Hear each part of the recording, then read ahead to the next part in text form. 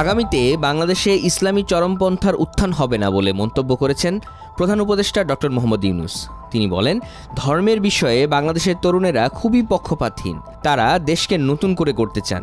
তিনি আরও বলেন, তিনি যে কাজ করছিলেন তা উপভোগ করছিলেন এবং কাজে ফিরে যেতে পারলে তিনি খুশি হবেন।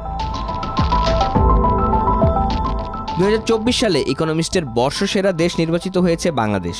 গত 12 মাসে কোন দেশ সবচেয়ে বেশি উন্নতি হয়েছে সেই বিচারে বর্ষসেরা দেশ বেছে নেওয়া হয়। বাংলাদেশ বর্ষসেরা দেশের খেতাব পাওয়ার পরিপ্রেক্ষিতে ডক্টর ইউনূসের সাক্ষাৎকার নেয় ব্রিটিশ সাময়িকী দ্য ইকোনমিস্ট। 20 ডিসেম্বর ওই সাক্ষাৎকারটির ভিডিও ইকোনমিস্টের ওয়েবসাইটে প্রকাশ করা হয়। প্রধান উপদেষ্টার সাক্ষাৎকার নেন ইকোনমিস্টের বিদেশ বিষয়ক সম্পাদক প্যাট্রিক ফোলিস। বাংলাদেশ ইকোনমিস্টের বর্ষসেরা দেশ হওয়ার শুরুতেই তিনি ডক্টর ইউনূসকে অভিনন্দন জানিয়ে এই বিষয়ে তার প্রতিক্রিয়া জানতে চান। জবাবে ডক্টর ইউনূস বলেন, আমরা আনন্দিত, অত্যন্ত গর্বিত। সত্যিকার অর্থেই আমরা বড় একটি পরিবর্তন ঘটিয়েছি। ছাত্রদের কারণেই জুলাই অভ্যুত্থান ঘটেছে।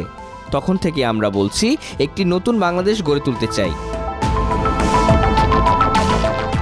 যুক্তরাষ্ট্র ও ভারতের কর্মকর্তারা সতর্ক করেছেন যে ইসলামী চরমপন্থা ফিরে আসার কিছুটা ঝুঁকি রয়েছে।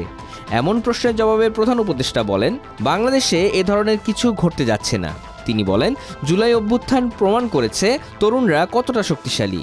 আসুন আমরা তরুণদের উপর মনোযোগ দেই, বিশেষ করে তরুণীদের উপর। বাংলাদেশের অভ্যুত্থানে তরুণীরা খুবই গুরুত্বপূর্ণ ভূমিকা পালন করেছেন। দেশের যে কোনো তরুণের মতো তারা সামনের কাতারে ছিলেন। আমাদের তরুণ তরুণীদের উপর মনোযোগ দেওয়া উচিত এবং তাদের স্বপ্নগুলো যেন পূরণ হয় তা নিশ্চিত করা উচিত। বাংলাদেশের নির্বাচনের পর কি করতে চান এমন প্রশ্নের জবাবে ডক্টর ইউনূস বলেন, আসলে আমাকে আমার কাজ থেকে ফিরিয়ে আনা হয়েছে, জোর করে এই কাজে আমাকে যুক্ত করা হয়েছে। আমি আমার কাজ করছিলাম, তা উপভোগ করছিলাম। এ কারণেই আমি প্যারিসে ছিলাম।